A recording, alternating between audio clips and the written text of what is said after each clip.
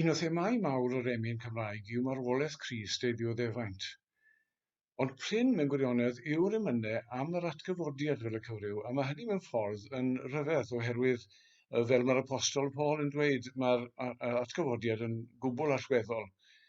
Os na ddigwyddo'r atgyfodiad, fydde fe ofer i'w eich ffydd chi, oherwydd mae'r atgyfodiad yn arwydd bod Duw yn rhoi seli fendith fel petai ac yn derbyn gwaith Crist ar ein rhan ni. Nawr, i ni'n mynd i edrych gyda'n gilydd yn awr ar emyn sydd yn dechrau trwy sôn am atgyfodiad Crist, bod yr rhan fwyaf o'r emyn yn trafod mewn gwirionedd atgyfodiad i bobl yn niwedd y byd. Mae un wedi dweud yn defnyddio yn cymryd cymhariaeth o Crist fel pen yr eglwys, yn dweud, wel, os cyfododd y pen, sef Crist, yna bydd y corff gyfan, bydd aelodau'r corff i gyd yn atgyfodi maes o lawr, sef ar ddiwedd y byd. A dyna mewn gwirionedd sydd yn yr emyn yma. Emyn gan dyn o'r enw William Ellis, neu Gwilym ap Elis yw'r emyn, ac roedd yn un o gyfoedion Thomas Charles o'r Bala ac yn dod o ardal y Bala i hunan. Ac yn wir, mae wedi cael ei gladdu yn yr un fynwent a Thomas Charles, mynwent Llanicil, sydd yn ymyl canolfan byd Mary Jones erbyn heddiw. Wel, mae'r emyn yn dechrau, neu o leia mae'r penillion, 4 pennill sydd gyda ni yma allan o 6, ond mae'r pennill cyntaf yn dechrau gyda datganiad pendant iawn.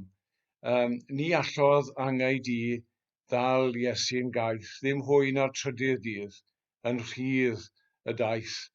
A mae hynny mewn gwirionedd yn adleisio yr hyn sydd gan Pedr i ddweud ar ddydd y Pentecost, sef bod Crist wedi cael ei groeshoelio, bod Duw wedi atgyfodi fe, ac nad oedd modd i angau ddal afel arno fe. Ond wedyn mae'r ail hanner y pennill wedyn yn mynd mlaen i sôn am bobl Crist.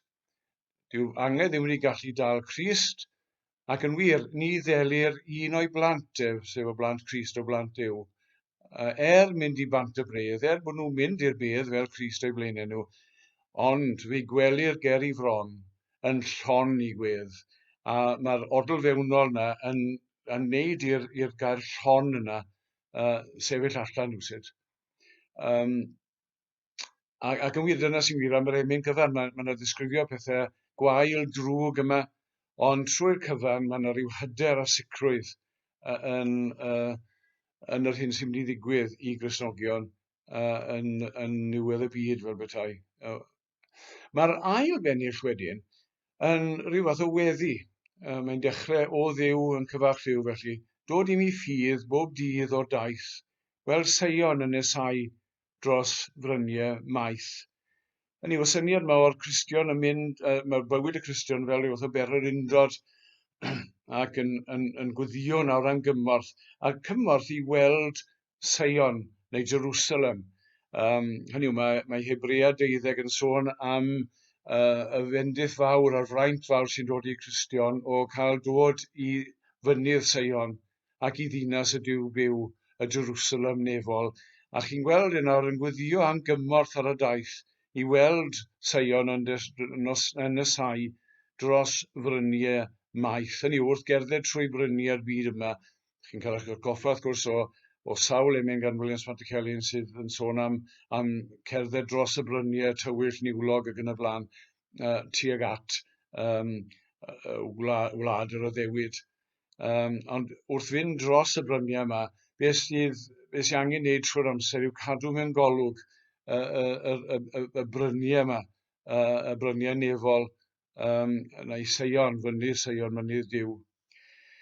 Ac yna mae ail hanner y pennill yna yn dweud, wel, mae'r reswm a'r awydd i fynd i'r nefoedd i Seion yw fod i benneth, i ben Crist, felly yno'n byw. Mae mhenneth yno'n byw, fe Iesu'n dduw a dyn, bu yma'n wael i wedd mewn bedd i hun. Hynny yw, mae wedi bod mewn bedd, ond mae nawr yn fyw. A dyna, wrth gwrs, y pwysles trwy'r emyn yma. A bod Crist hefyd, wrth gwrs, mae e'n dduw ac yn ddyn, ac oherwydd hynny, ac oherwydd bod ei hunan wedi profi marwolaeth, mae'n gallu cydymdeimlo ni, mae'n gallu bod yn agos ato ni. Beth arall sy'n ddiddorol fyna, sôn am Grist wedi bod mewn bedd ei hunan. Mae pennill gyntaf sydd ddim yn rhan o'r 4 pennill sy'n mynd i edrych arnyn nhw gyda'n gilydd nawr, yn dechrau trwy ddweud pan fu fy arglwydd mawr yn llawr y bedd, cynesodd wely mi rhag oerni o'n gwedd.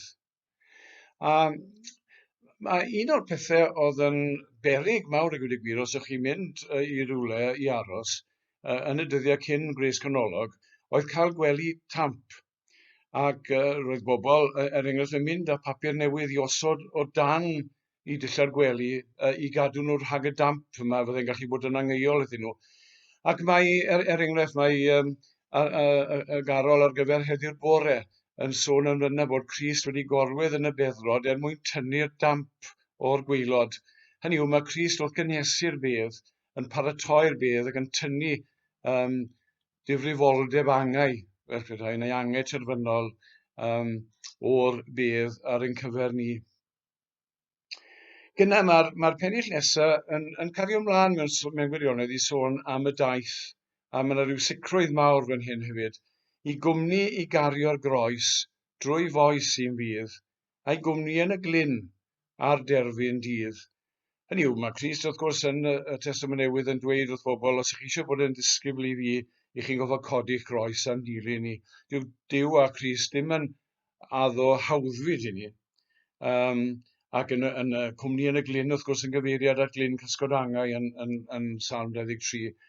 Dyw ddim yn addo hawddfyd, ond mae'n addo i gwmni ni trwy ein taith ni yn y byd yma, hyd at derfyn dydd, hyd at ddydd marwolaeth. Ac yna, ac fy roi yn y llwch, mewn tryllwch dros rhyw hyd, ddim am byth, ond dros rhyw hyd, ni'n cleddir o'i wydd mewn lle yn y byd. Ac ni'n cael atgoffa fyna, dyn ni, o Salm 139, lle mae'r salmydd yn dweud, wel, ble wy'n gallu ffoi oddi wrtho ti? Wyt ti ym mhobman wy'n mynd iddo fe? Wy'n meddwl mynd i'r tywyllwch. Ond mae tywyllwch a goleinio'r un peth i ti. Wyt ti'n gallu dod o hyd i fi yn unrhyw le, felly yn unman dwi'n mynd iddo fe. Ac bod y Cristion nawr yn mynd i'r bedd, mewn tywyllwch yn y bedd dros dro, mae Duw gyda ni fel petai, ni'n cleddir o'i wydd mewn lle yn y byd. Ac yna mae'r pennill ola, eto mae'r sicrwydd yn rhedeg trwy'r pennill ola eto. Pydru yn y bedd, fanedd fyd. Hynny yw, mae'n lle trist yn dweud ar un lefel, mae'n bydredd na, mae'n anedd, mae'n lle yn trigfan myd fel betai. Ond daw'r Iesu i'w codi'n iach a'r brafiach bryd. Hynny yw, ar ddiwedd y byd nawr, mae Iesu'n dod, a pan fyddai'n cael ein chodi, byddai wedi cyrraedd y bedd ac angau oherwydd salwch o ryw fath. Ond nawr, mae Crist ar ddiwedd y byd yn mynd i'n codi'n nghorff i yn iach a'r brafiach bryd. Ac yna mae'n gorffen yn norfoleddus mewn gwirionedd yn dweud, am llyged i a'i gwel, mae'r gair dan sel yn wir. Mae'na sicrwydd fan hyn fod i'n mynd i weld Crist. A'r newydd ddedwydd ddydd boreiddydd clir. A mae'r odli mewnol na ar newydd ddedwydd ddydd, fe bydde'n gyrru adre dedwyddwch a sicrwydd yr hyn sydd yn mynd i ddigwydd i'r Cristion. Ac ni'n cael yn atgoffa fyna, dyn ni, o eiriau Job yn Job 19. Canis mi wn, medde fe, fod fy mhrynwr yn fyw. Ac i bryfed ddifetha'r corff hwn, medde Job, eto cafweled Duw yn fy nghawd. Ie, medde Job, fy llyged fy hun a'i gwel, a chi'n gweld hynny yn cefndir diweddglo emyn Gwilym a Elis. Roedd Gwilym ap Elis, mae'n debyg, yn ddyn eitha tlawd, ond o safbwynt i brofiad ysbrydol a'r etifeddiaeth ysbrydol oedd yn dod iddo fe, roedd yn rhywun cyfoethog.